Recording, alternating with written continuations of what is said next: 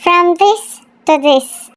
Step by step sa pag-apply ng Brazilian Botox. Pinakauna, maligo ka. Paligaan mo yung buhok mo kasi di mo yan babanlawan after mong mag-apply. Next is, kapag 90% tuyo na yung buhok mo, pwede ka na mag-apply ng Brazilian Botox. Kapag first time mo, medyo dagdagan mo yung pag-apply. Wag naman yung sobra na tipong tumutulo na. Pero kung hindi, basta makul lang yung bawat strand ng hair mo, okay na. Paalala lang, mahapdi siya or mapait sa mata, pero hindi naman makati or mahapdi sa skin or scalp. After malagyan lahat ay babad mo for 30 minutes to 1 hour. After 30 minutes to 1 hour ay pwede mo na ito i-blower or pwede ka rin gumamit ng electric fan para matuyo. Kapag tuyo na ay pwede mo na itong planchahin. Planchahin ng maayos para mag-lock in yung mga benefits ng treatment sa hair mo. After mo ma-plancha lahat ng maayos ay maghintay ng 2 days or 48 hours to 3 days bago banlawan. Stay bago paliguan.